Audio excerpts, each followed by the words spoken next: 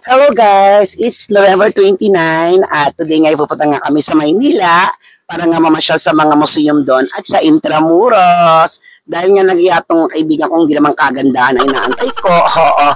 At dahil nga hindi pero si Crudapio, ito nga ay sasama nga raw siya sa amin bilang magbe-birthday nga siya sa December 1 sa Sunday. So sinama ko na nga at kawawa naman tong batang to. So ngayon natin nga namin yung kaibigan kong hindi kagandahan para nga makalis na kami. So mag-iingat sa amin. Let's go.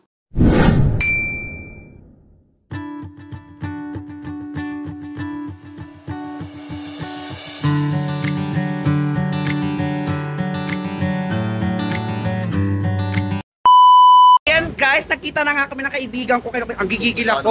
Oh. Dito kami ngayon sa Luneta, yung si BJ. Oh, ayan. So wala muna kaming alak today hanggang tomorrow. Tama ba yun? Oo, ayan. Pero bakit di mo sure mamaya? So, ngayon pupunta kami ng National Museum kung saan nakalagay yung yun? Polarium. Tapos pupunta kami ng Bigan. Bigan? Wala Bigan pala. Sorry, Intramuros na pala. Baguio.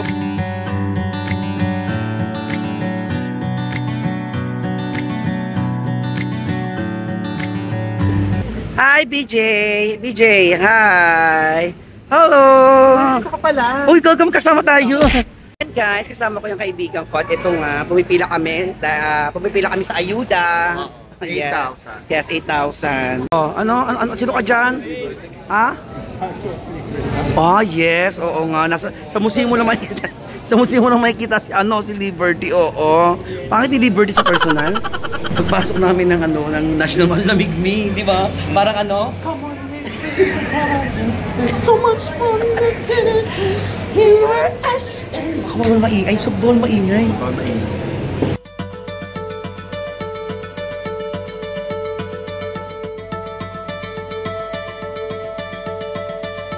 At guys, dito nga kami sa loob ng Espolario. Ayan, hi guys.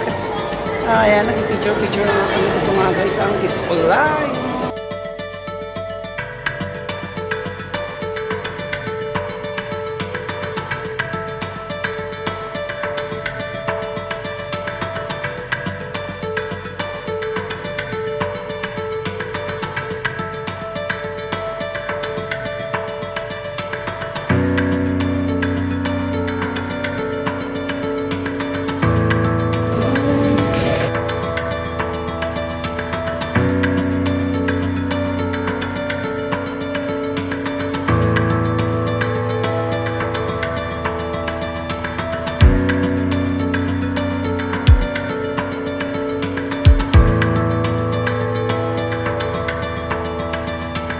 Kamusta ang experience mo? Ang ganda ng pelikula, actually. Hindi ka na ng sine. Nagpunta ka ng museum. Guys, galing na kami sa loob. Ang ganda ng umiyak ang umaga. Gano'n, marami.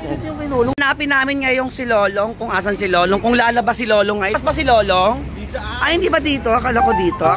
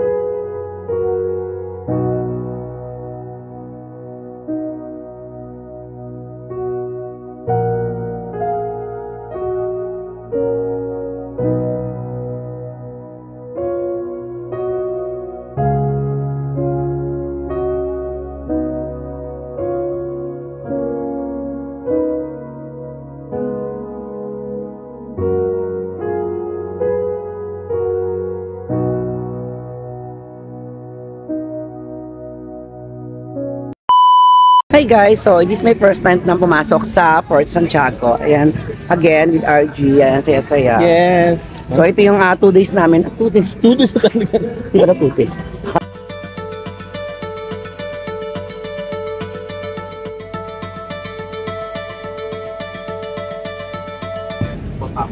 So guys, ito yung Ruin of American Barracks. So makikita niyo yung guys, yung mga yan, yung mga tama na mga bala ng kanyon o mga baril. Yan, makikita niyo yan.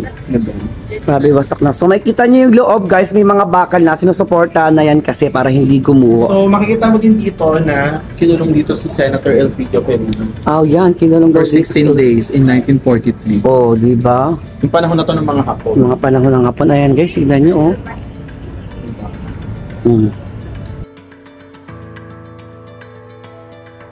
Ayun, ito talaga yung itsura niya ever since. Pati yung mga walls niya. Yes. May mga tubig talaga para maiwasan talagang makapasok agad yung mga kalaban.